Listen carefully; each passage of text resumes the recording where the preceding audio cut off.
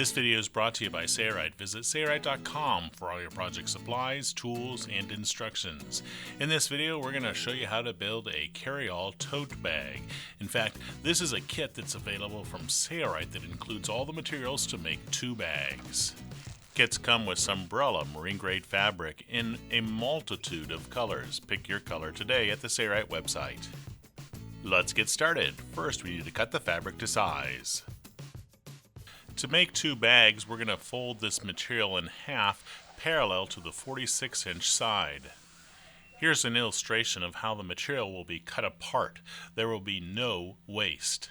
Along the fold that we just created, we will cut the material into 2 separate pieces to create a main body for bag number 1 and bag number 2. After cutting it in half, this leaves us with 2 18-inch by 46-inch pieces. At the end of those pieces, mark 10 inches and strike a line, and then cut upon the line. This will make our pockets for the bag. We will fold that assembly in half lengthwise and mark its edge. Then it too will be cut in half along that line, so we have 2 pockets that equal 9 inches by 10 inches. The Sailrite Carry-All Tote Bag kits include enough material to make 2 bags. In this video, we're going to concentrate on just making one of the bags. Our main body panel now is 36 inches by 18 inches. Now that our fabric's cut to size, it's time to mark the pattern. Let's now turn our attention to the main body panel. We'll be marking the main body panel to indicate where the future pockets will be placed on it. Measure in 4 to 5 inches from the short edges and exactly 4.5 inches in from the long edges and place marks. When marking the fabric, be sure to use a marking device that has marks that can easily be removed. Now we will measure over exactly 2 inches and then 3 inches from the short edges along the same plane where the 4.5-inch mark was made and place marks. The 3-inch mark will be the edge where the future pocket's top edge will be placed.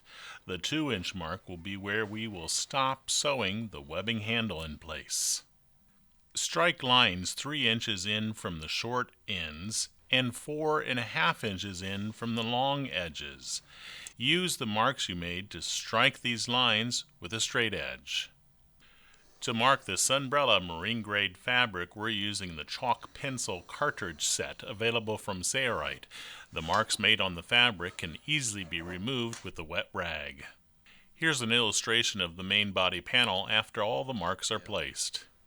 Now we'll fold that main body in half lengthwise so the writing is on the outside of the main body panel.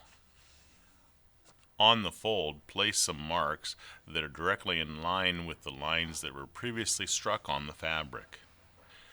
These lines represent the exact center bottom of the bag. The pockets will eventually be placed on both sides of the bag, but first we need to do some preparation. We will need to sew binding on the pockets and the main body panel. We'll be placing seam stick basting tape 1/4 inch that's provided in the kit along one of the 9-inch sides of the pocket on both sides. This double-sided tape will help us to hold the binding that will be sewn onto this edge. We will do this to both of the pockets. We will only show one.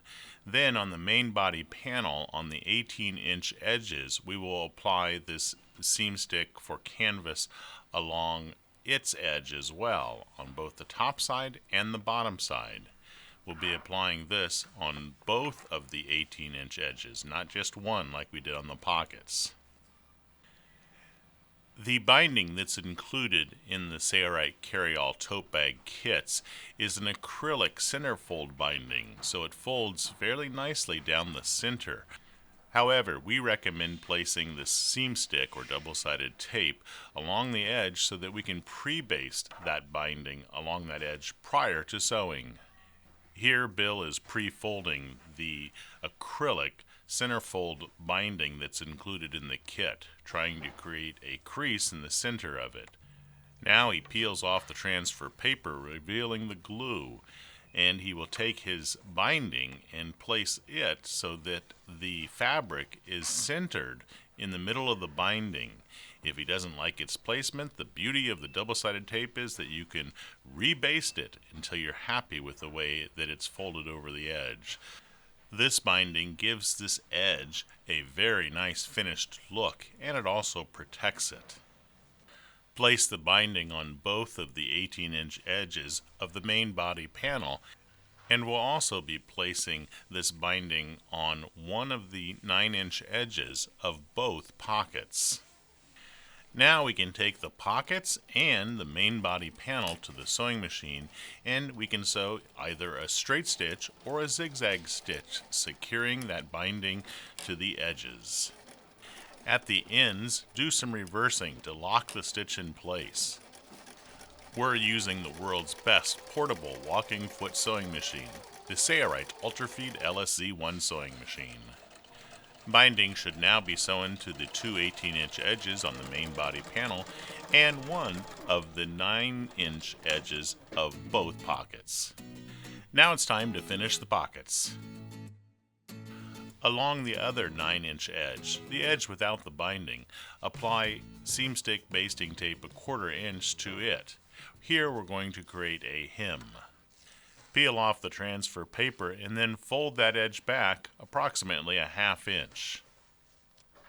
This creates a 1/2 inch single hem. Then on top of that hem, we'll place another run of the seam stick basting tape. We'll follow the same procedure for the second pocket for that bag. To pre-baste the pockets to the main body panel, we will apply seam stick basting tape for canvas 1/4 inch along the two 10-inch sides. It should be applied on the same side where the 1/2 inch hem was created, for this will be the inside of the pocket. Follow this same procedure for the second pocket. We will not be showing that. Sunbrella marine grade fabric is very stain resistant, so glues typically don't stick well to it. Little hint here is to apply pressure on top of the seam stick to adhere it nicely to the acrylic fabric. Here Bill uses his scissors to apply pressure to get that seam stick to stick well. To baste the pocket in place, remove the transfer paper, revealing the glue. Then carefully position the pocket along the edges that you scribed down on the fabric earlier. The edge with the binding is the top of the pocket, and it should be lined up with the edge that was marked on the fabric that is 3 inches from the 18-inch edge. Since this is a pocket, there should be no double-sided tape along the top edge of the pocket, only the sides and the bottom.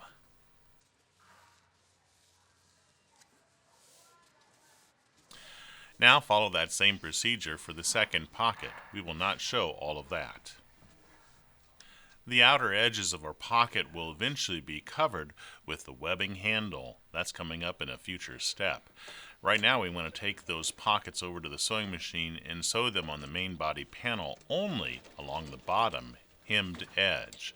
So this stitch is a straight stitch, doing some reversing at the beginning and the end that is about a 1/16 to an 1/8 inch away from the folded edge of that hem. Do that to both pockets. Up next, we'll fashion the webbing handles. Sailrite Carry-All Tote Bag kits come with a length of webbing that is 18 feet in length. Find the center of it and cut it in half so you have 2 legs that are 9 foot in length. The webbing ends will ravel, so we recommend using a hot knife, or here we're using a lighter, to carefully singe the edges or the ends of the webbing so they will not unravel. Now take one of the 9-foot links and again find the center and mark it. The other 9-foot links should be set aside for the second bag. Finding the center of the bag where we marked it previously, we will place that center mark of the webbing on it and then run it up the side of the bag. At the 2-inch mark where we marked the main body panel, we will place a mark on the webbing. At the top end of the bag, carefully run the webbing so that there are no twists so that it forms a loop to form the handle for the bag, and then run it down the opposite side. At the center location on that side, make sure that you have a 1-inch length of excess webbing, and then mark the 2-inch location on the other side. The 2-inch location that was marked on the main body is transferred to the webbing there. And if you look at the center position here, we have about 1 inch of extra webbing going over the center position. That's perfect. Now do the same procedure for the opposite end of the bag. Mark the 2-inch location on the webbing, then carefully form the loop without any twists and run it down the opposite side. The end of the webbing should again go past the center mark by approximately 1 inch. Then mark the 2-inch location there as well. In order to hold our webbing handle in place, we're going to run the double-sided tape along the 2 outer edges of our pocket up to, but not past, the 2-inch mark. To hold it more securely, 2 rows of seam stick can be used. This webbing will now cover the raw edges of our pocket and will provide for a beautiful finished look of the tote bag.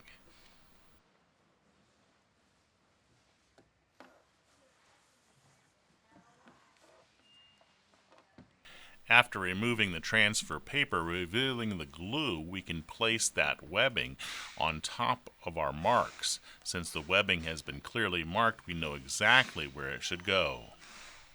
Be sure that you do not accidentally twist it as you do this.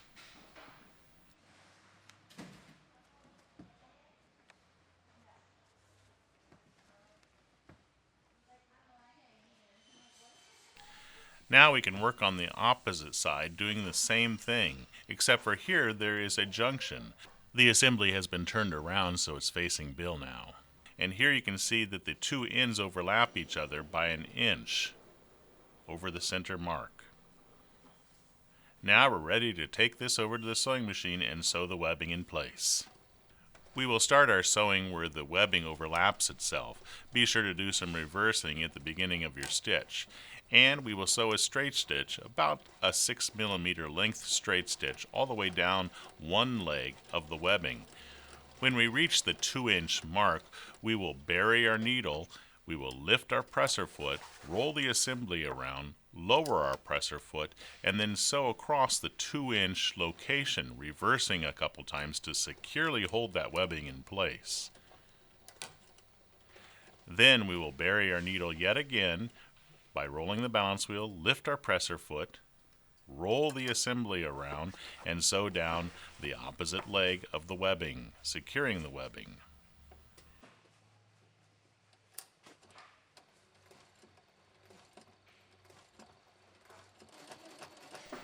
Here, the Sailrite Ultrafeed sewing machine easily walks over the transitional bump where the webbing overlaps itself. When we reach the other 2-inch mark, we will do the same procedure that we did previously. This is always a nice way to make a 90-degree turn. Again, bury the needle, lift the foot, turn the assembly, lower the foot, then continue to sew. Since this is the top of the webbing, again, reversing is important here. So do a little reversing here to lock the stitch in place and to secure that webbing well at that location where it will see the most stress.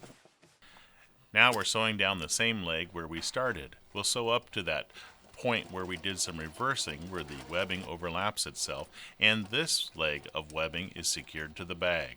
Follow that same procedure for the opposite leg. We will not show all of this. Up next, we'll be sewing the tote bag edges or sides together. In preparation to sew the bag together to form the bag, we'll tuck the handles into the pockets so we don't accidentally sew those. Then we'll fold the bag so outside surfaces are facing each other. Be sure the binding edge is lined up perfectly on top of itself. Here Bill is marking 2 lines that he can use to sew down the edges of the bag. This is a helpful hint, not required, but can help you in sewing straight. The bag has been unfolded, and now he's applying seam stick basting tape 1/4 inch to the outer edge of the bag on the outside surface, all the way to the center point. He'll do that on both edges so that he can baste the bag together prior to sewing so nothing moves. The glue has been revealed. Now we can fold the bag again so outside surfaces are facing each other, and we are assured that the bound outer top edge is directly on top of itself, because if it's not, the bag will be fairly ugly.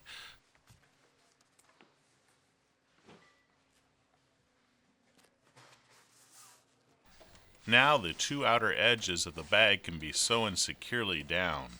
Here Bill is using the lines that he scribed earlier on the fabric as a reference of where to sew. He does some reversing at the beginning and sews along that line. He will create 2 straight stitches along both sides of the bag. And then, as a final step, he will also sew a zigzag. Here at the top, make sure you do some reversing to lock your stitch in place. Now for the second row. After that's done, he will do a zigzag stitch. The zigzag stitch is really not necessary, but it does help to keep the edge of the fabric from unraveling. For even a better edge that will not unravel, you may want to reduce the stitch length to even something smaller than what you see here. It's your choice. This edge of the bag is complete. Now we'll repeat that procedure for the other edge. We will not show this since the process is done in exactly the same way.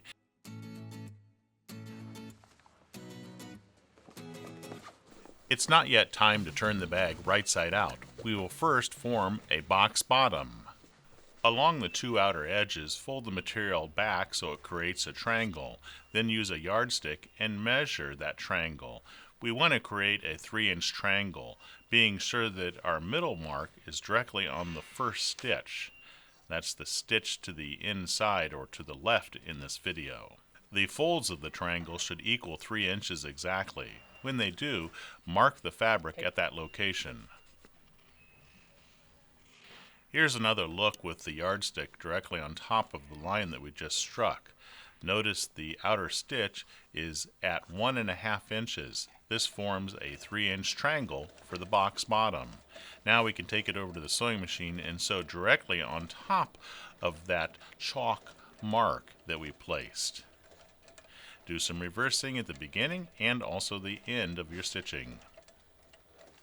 To reinforce it, a second row of straight stitches can be placed right next to the first, about a 1/16 inch away. We'll do this for both of the corners of the bag. Here's the second corner.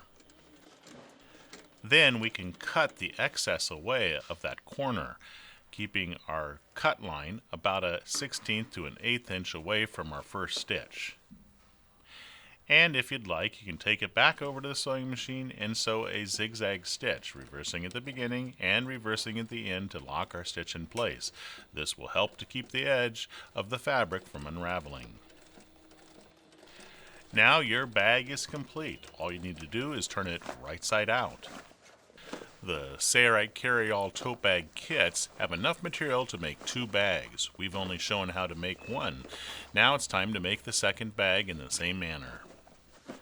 Sailrite Carry-All Tote Bag kits are available in many different colors of Sunbrella marine grade fabric. You can visit the Sailrite website to pick your favorite color and then order the Sailrite Carry-All Tote Bag kit. Up next is the materials list and the tools used. Most of the materials are included in the kit. There are a few tools that you may need. Here's a list of the ones that we used. This is an excellent kit for a novice sewer. For more free videos like this, be sure to check out the Sailrite website and subscribe to the Sailrite YouTube channel. Be sure to click the bell to be notified of new videos when they become available. I'm Eric Grant, and from all of us here at Sailrite, thanks for watching.